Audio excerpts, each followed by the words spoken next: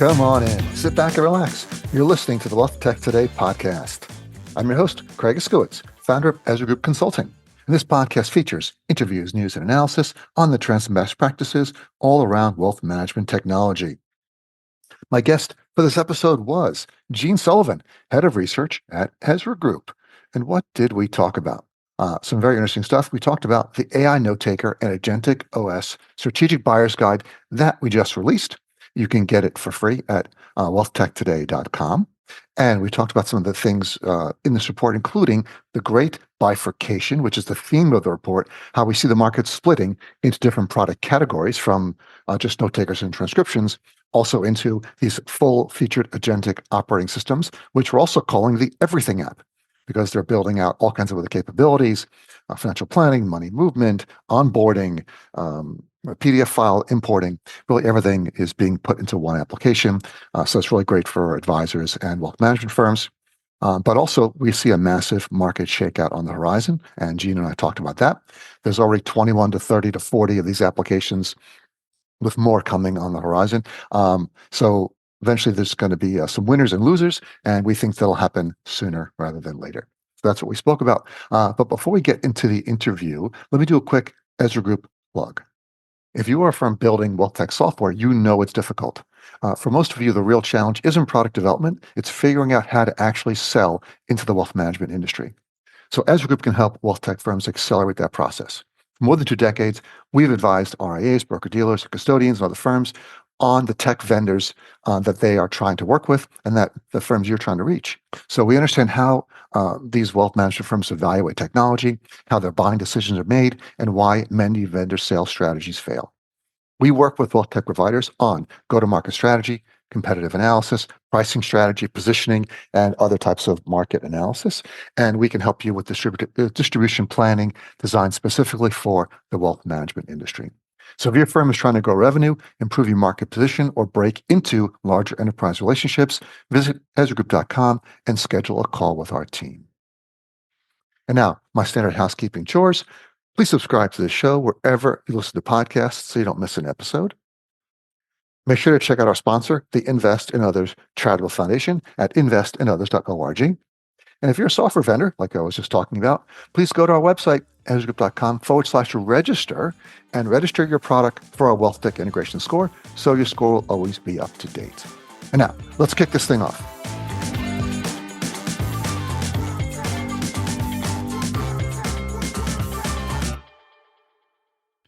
All right. I'm excited to introduce our next guest. Someone you know well. She's been on the podcast before. It is Gene Sullivan, head of research for Ezra Group. Hey, Gene. Hey, Craig. How are you today? Fantastic. I'm excited for this podcast. I really like talking about our research and all the work we're doing. And we've got something to talk about now, which is exciting. Our new AI note takers and Agentic OS for financial advisors, the 2026 Strategic Buyer's Guide is out. It's available for free for anybody who wants to review it on our website. And you were the lead on this project, on this research. And one of the main theme that we came up with, that you came up with for this year's update, is the great bifurcation. Can you tell us why you came up with that and how that's changing the industry and the way people are looking at AI for advisors? Yeah, I think that there's been a really significant transition in the industry. And what's happened is the AI note taker category has pretty much disappeared. What we've seen in the industry is sort of a bifurcation between what was traditionally AI note taker applications or solutions and legacy platforms. And what's happened is that the AI note takers have actually absorbed greater functionality across the platform, including CRM functionality, financial planning, and other aspects of the tech stack. And as they've done that in defense, legacy platforms have also started to embed AI capabilities.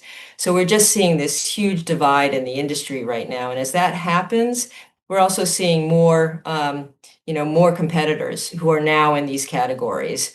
So there's a lot of competition that's happening currently, and I think it's really important, especially for the buyer's guide, for buyers, RIAs, broker-dealers, enterprise firms, wealth management in general, to understand what's happening because they're going to have to make a choice. They're going to have to make a choice across one of those categories, whether they're leaning more into sort of the more expanded capabilities of the AI note takers, and we're calling that category agentic operating systems, or if they're really leaning more toward embedded AI that's being incorporated into legacy platforms.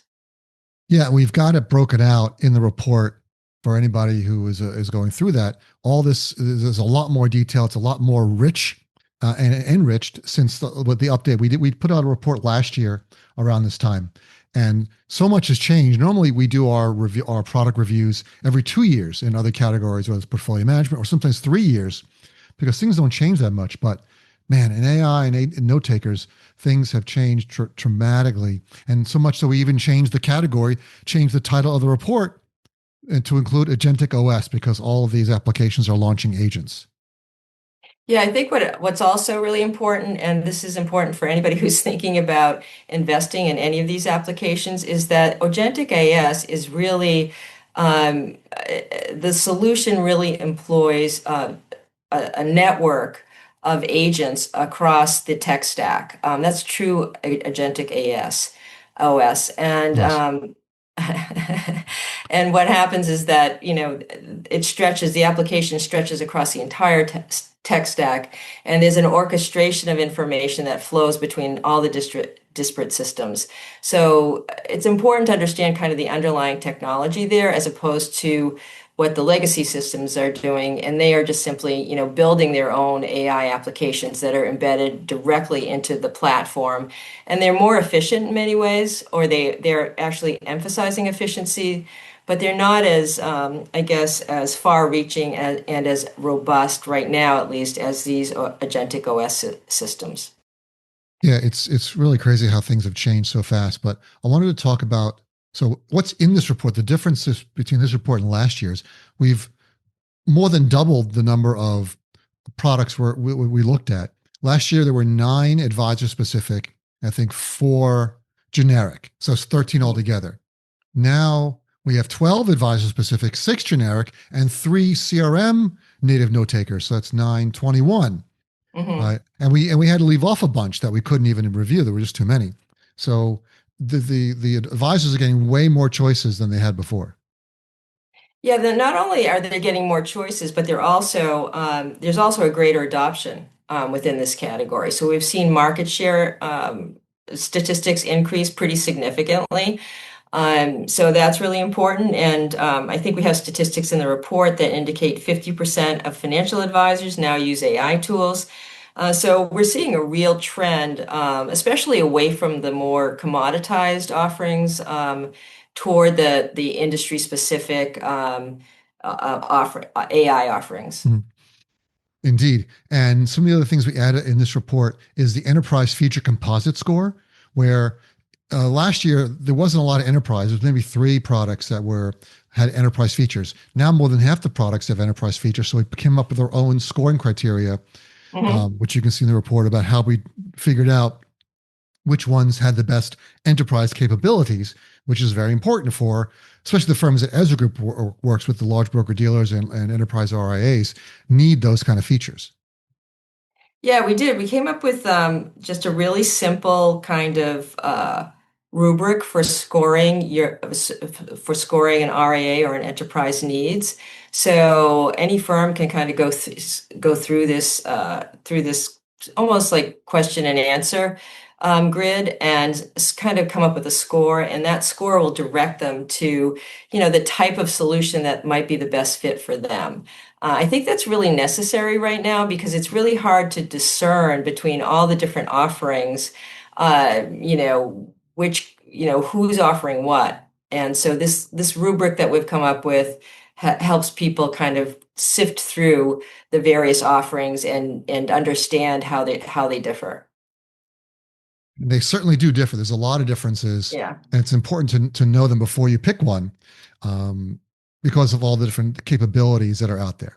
So we also built a buyer decision framework, which we didn't have before. That 6-step path that compresses the report and allows firms to figure out which products would be best for them. How does that work?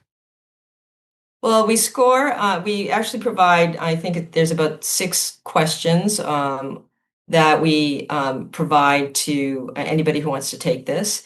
And the the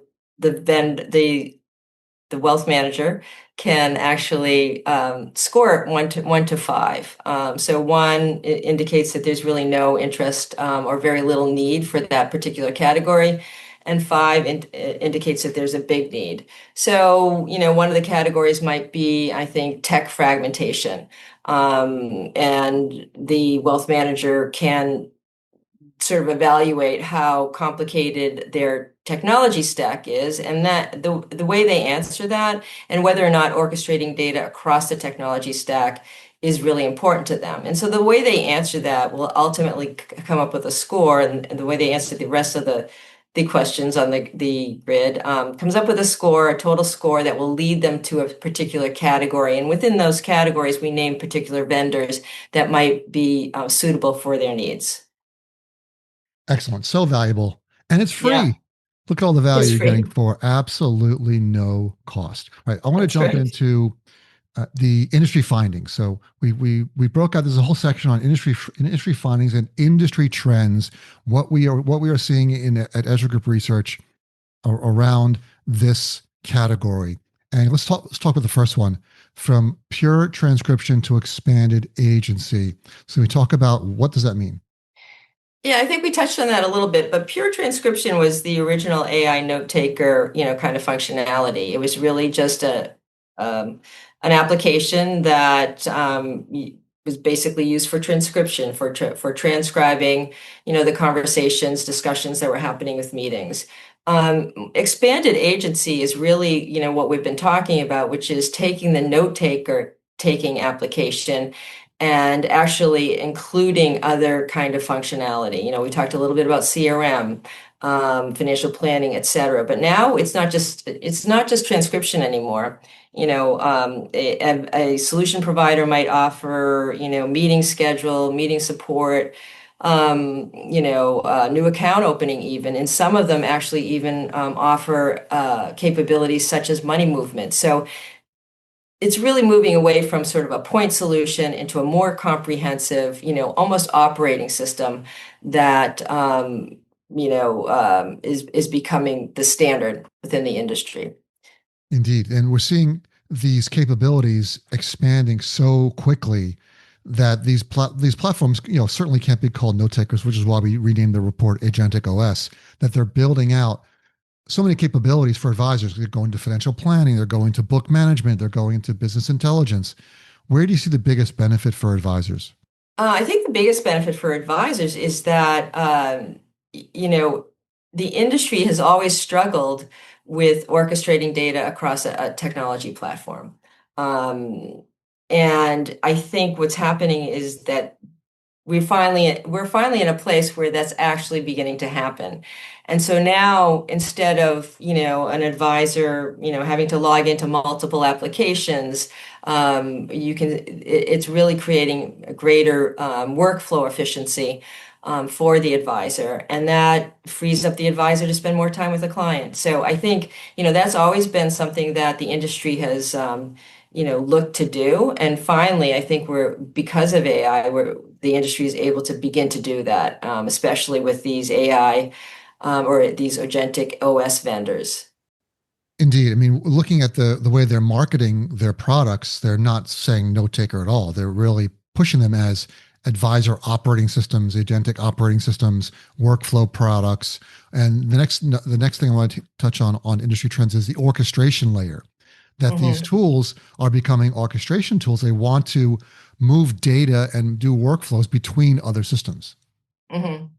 Yeah, so I think the really interesting thing is that the orchestration layer is something that's the new source of truth, right? And so when we think of the source of truth, we've always thought about the CRM or others kind of core systems.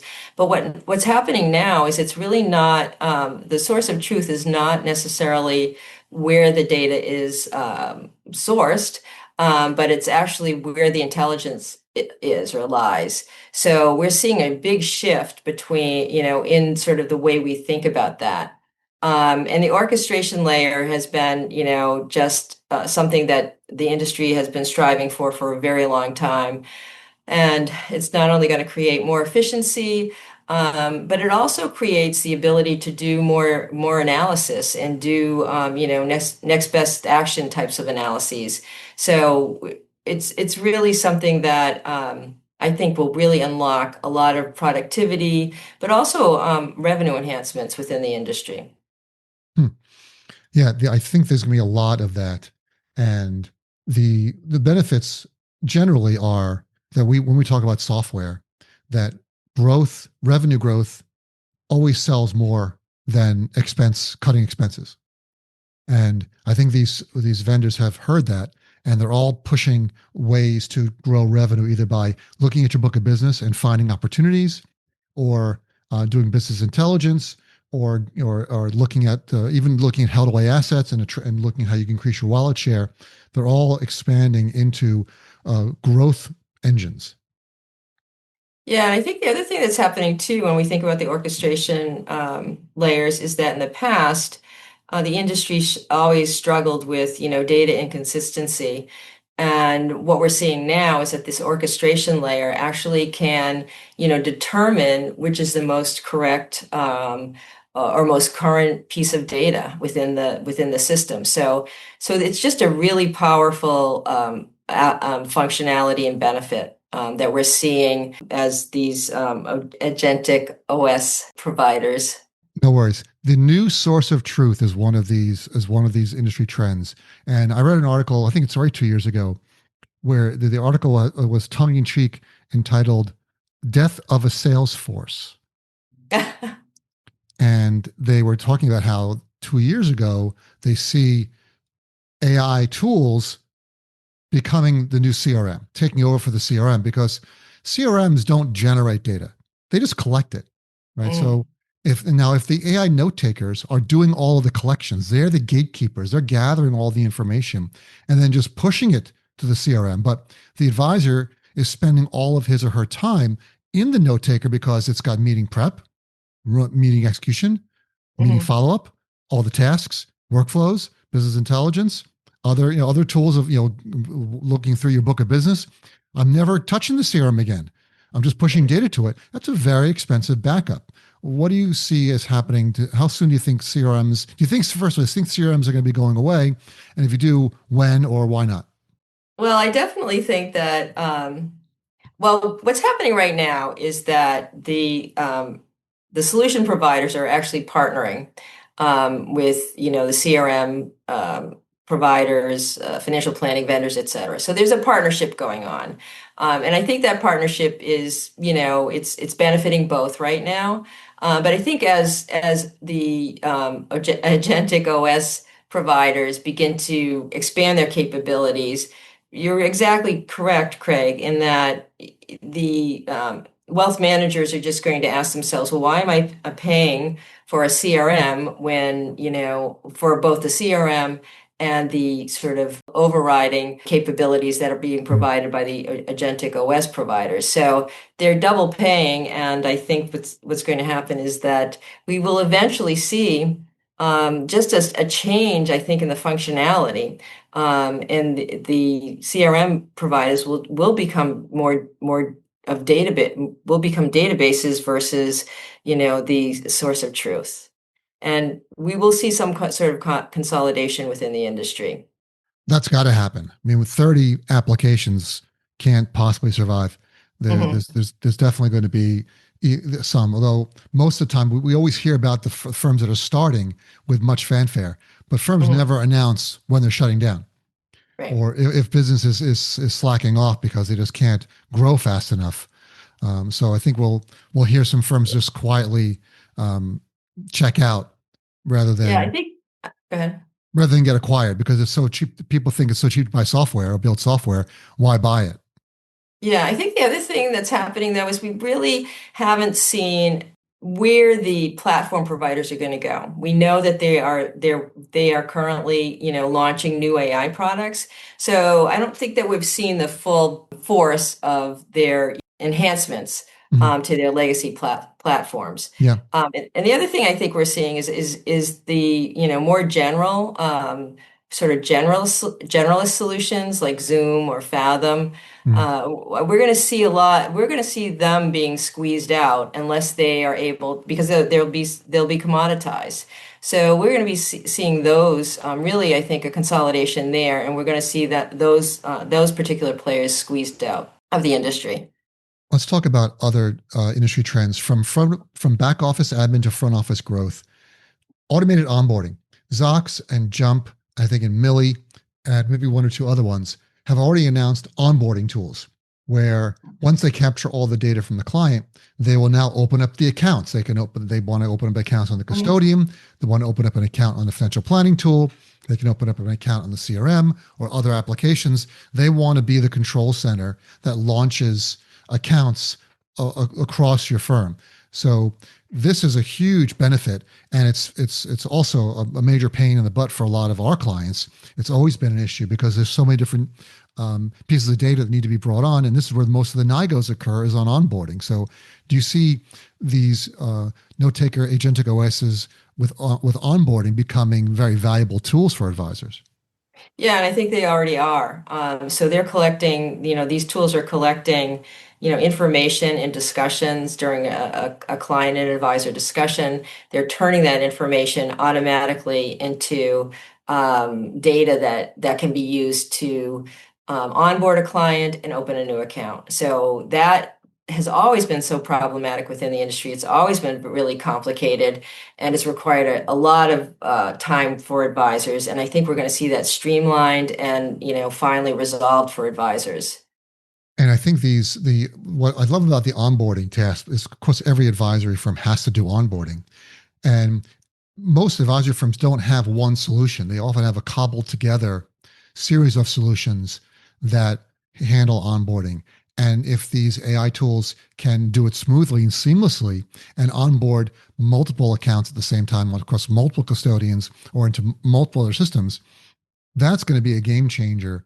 And it really solidifies them as a key application that every advisor firm has to have.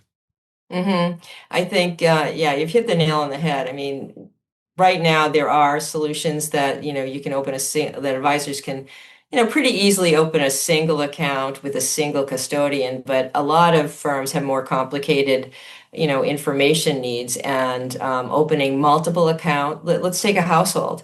An advisor might want to open multiple accounts for multiple individuals with multiple registrations. And that's a really complicated process. And if we can see, and we're starting to see, AI tackle that problem and streamline it so that advisors can do, work more efficiently in that environment. And across multiple custodians. And again, if the orchestration layer stretches across multiple custodians, that kind of really problematic capability becomes very much more efficient and very easy for the advisor, and really, resolves a big headache for them. Indeed, it does. The headaches are just going away as faster than they can be created these days, right? So Mm-hmm. another area in our industry trends is the heightened importance of partnerships. It seems that the partnerships are flying out every week. We're hearing about a new partnership, a new integration with these tools. They're not only expanding their functionality, but building out integrations left and right with almost all the major legacy vendors, plus lots of other ancillary vendors as well. What's the benefit here, and how has that changed in the way advisory firms are operating? Well, I think the benefit here, and I think this is going to be something that gets sorted out over time. But the benefit here is that the solution providers are really connecting all of these disparate systems. They're connecting third-party applications, they're connecting, core legacy systems, and they're being able to really, pull all that information together and provide the analysis and data that advisors have wanted for a long time and firms have wanted as well. And they're able to do it in a much more efficient way.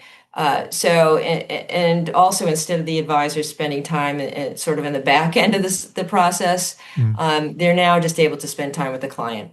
It's just a much more efficient way of connecting all these disparate third-party proprietary systems and making it easier for the advisor. And the three top firms in the client meeting support category, AI note takers, Jump, Zeppelin, and Zox, in terms of their integration score, all have Ezra Group Wealth Tech integration scores above 8, which puts them in the top 10% of all applications. So they went from not even being around 3 years ago to now being the best, most well integrated applications that we're tracking. Yeah, so can you expand on that a little bit? Because it's not just the number of applications, it's also the sort of depth of application, correct? Well, of course, our integration score, and thank you for asking me, Gene. So our integration score is 3 criteria. One is breadth, so just the raw number of applications you integrate with, but that's relative to your category. And that's only 25% of your score. Another 25% is APIs, how well you documented them, how well you're supporting them. Because as consultants who've built applications and done integrations for 20 plus years, we know just having APIs isn't very valuable unless they're supported with source code, documentation, and authentication and everything else that goes along with that. But 50% of the score is depth. And the reason we did that was to encourage robust integrations so vendors couldn't spam us with single sign-ons, as an example. So having a score above 8 or above means you have not only a lot of integrations, not only good APIs and well supported, but very deep integrations as well. Yeah, I think that's super important because, we talk about connectivity across the platform, orchestration across the platform, but we're also at a deeper level. It's also important to understand, what the depth of the integrations are, and whether whether the information is flowing bidirectionally, and how easy it is to create integration. So I think that's really important for everybody to know that too. Gene, we're almost out of time. I can only have time for one more question. So, where do you see this going for next year's report? If you had to write it now, what would you expect? Do you think we'll have even more note takers, or we have less note takers? Are we going to just get rid of the note taker category altogether and say these are all agentic operating systems? Are we going to say, hey, the market share is down to just the top 3 and everyone else? What do you think? I think we're going to see a shift in the various segments. We already talked a little bit about the pressure that will be on the more commoditized versions of the AI note takers or the utilities such as Zoom and Fathom and Otter. So we think we're going to see a consolidation there. Definitely a drop in market share. I think the industry will continue to split more significantly between the Agentic OS providers and the legacy providers who are using AI to compete. And then we're going to see everybody else. And everybody else is going to be scrambling if they can't fit into one of those 2 categories to provide some sort of more specialized AI solution. But they're going to have to find a niche that will, meet a need within, maybe compliance for a particular for a wealth management firm. So I think we're going to see that kind of shift happening. I think we're going to see the larger firms right now, the leaders, take on more and more market share, and that will continue to put pressure on the industry. It is going to be quite a ride. I can't wait to see next year's report and what we're doing. Gene, thank you so much for taking the time to talk to me and everyone else. And if anyone wants to find the report, it's at our blog, which is wealthtechtoday.com. So you can go to ezragroup.com and link over to the blog, or just go directly to wealthtechtoday.com, and you can find the Agentic OS Note Taker Report 2026 that you can get for free. And that's great. I really appreciate it, Gene. Talk to you soon. All right. Thanks, Craig. Hey, it's Greg again. Here are my top 3 takeaways from this episode. Gene and I talked about how the AI note taker is dead. Long live the agentic operating system. So the category has really outgrown its name. These tools are now orchestrating your entire tech stack across CRM, financial planning, onboarding, account opening. Calling them note takers isn't really a good category name anymore. It's like calling a smartphone just a calculator. Number two, CRMs can be becoming a very expensive backup drive. When Agentic OS handles meeting prep, follow-up workflows, and booking intelligence, and then just pushes data to the CRM, advisors are going to use CRM a lot less. That's a very expensive backup and a massive threat to legacy platforms, and the smart ones know about it. And finally, the market is heading for a shakeout and the clock is ticking. The space went from 13 products last year to 21 to 30 this year, and most really won't survive. We see that really the top three advisor tools gaining most of the market share. Of course, the big generic products like Zoom and Fathom and Granola and Otter might lose a little bit of advisor share, but they're still going to be there because they're just so ubiquitous. But the winners in our space will be the ones that own the orchestration layer and that everything else will flow through them. Okay, you've made it to the end of another episode of the Wealth Tech Today podcast. Thanks for listening. But before you go, please head to our website, EzraGroup.com, and scroll to the bottom of the homepage and sign up for our newsletter. Once a month, you receive an email chock full of wealth management goodness, news, information, and updates. You will not be disappointed. Thanks again for listening, and talk to you all again next time.